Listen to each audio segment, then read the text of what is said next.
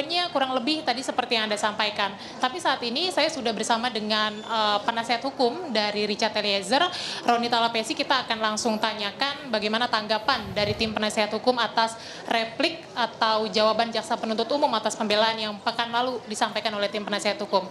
Sudah bersama saya ada Bang Roni. Bang Roni, ini bagaimana menanggapi replik jaksa penuntut umum?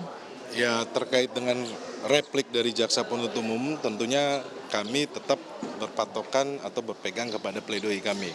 Jadi terkait dengan berbeda pandangan, terkait dengan penerapan hukum, tentunya kami punya pandangan tersendiri ya.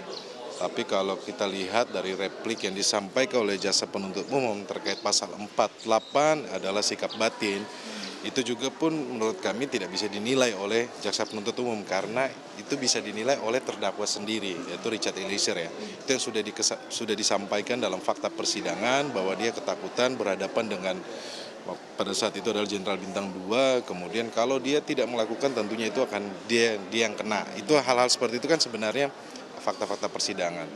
Nah, juga terkait dengan pasal 51 yang kita lihat adalah ada tadi disampaikan terkait dengan eksekutor ya, tentunya nanti kita akan jawab juga di duplik ya, karena itu kan fakta persidangan berdasarkan perintah ya.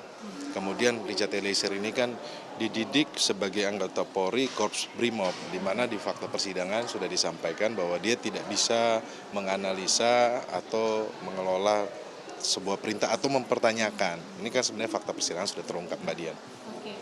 Tadi kan kalau dari pihak penasihat hukum tentu saja menilai bahwa Richard Eliezer latar belakangnya adalah Brimob begitu ya, tidak bisa mempertanyakan perintah atasan. Tapi tadi juga jaksa penuntut umum ada argumen bahwa apa yang dilakukan Richard ini tidak dalam tekanan, kemudian itu hanya semata-mata loyalitas yang diberikan atau dilakukan Richard kepada Verdi Sambo. Penasihat hukum responnya seperti apa? Ya, itu kan berbeda pandangan kita dalam hal itu kan. Nanti kita sampaikan di duplik bahwa fakta persidangan adalah Richard Eliezer sebagai anggota Brimob kan, dia bukan seperti polisi seperti serse atau lalu lintas ya, itu sudah terungkap. Tetapi ya apa yang disampaikan oleh jaksa penuntut umum kami hormati, kami hargai ya terhadap replik tersebut. Tetapi kami berbeda pandangan. Jadi terhadap replik, satu sisi jaksa menyampaikan Brimob, kemudian sisi yang lainnya disampaikan bahwa dia menuruti loyalitas. Jadi menurut kami agak kontradiktif ya. Ya. Bang Roni, tadi juga jaksa menyebutkan bahwa sudah ada 2 alat bukti yang cukup untuk mengukur tindakan Richard Eliezer, tindak pidananya, kemudian juga mengukur peran dari Richard Eliezer sebagai pelaku utama tadi kan. Nah, sementara banyak juga publik suaranya kencang bahwa menilai tuntutannya terlalu tinggi, tapi terkait dengan argumen jaksa penuntut umum bahwa penilaian utamanya adalah karena mempertimbangkan peran Richard Eliezer yang merupakan pelaku awal atau pelaku utama setelah Verdi Sambo. Bagaimana? Ya, kalau kami melihat bahwa Richard Eliezer ini sebagai alat, kemudian ada yang menyuruh melakukan, kalau yang sudah di fakta persidangan kan Don Plegen, Richard ini Plegen, ada yang menyuruh melakukan, Richard Eliezer sebagai alat. Sebagai alat, Richard Eliezer tidak bisa diminta pertanggungjawaban. Menurut saya itu sebenarnya teori hukum dan fakta persidangan yang sudah terungkap ya, tetapi nanti kita akan jawab nantilah di duplik kita. Akan dijawab di duplik, tapi strategi penyusunan dupliknya seperti apa, Bang? Nanti Mbak Dian, kan kita belum bisa sampaikan sekarang, tunggu saja nanti pas di duplik kita. Tapi kemudian bocoran sedikit poin-poin nanti yang akan disampaikan untuk menjawab replik jaksa penuntut umum tadi? Belum bisa, bersabar. Bang Roni, terakhir, kondisi psikologis Richard saat ini udah di tahap replik dan nanti akan duplik hari Kamis dan pekan depan juga kemungkinan akan sampai kepada putusan. Seperti apa kondisi Richard? Kita tetap memantau, menguatkan supaya Richard Eliezer tetap stabil ya, terus tabah.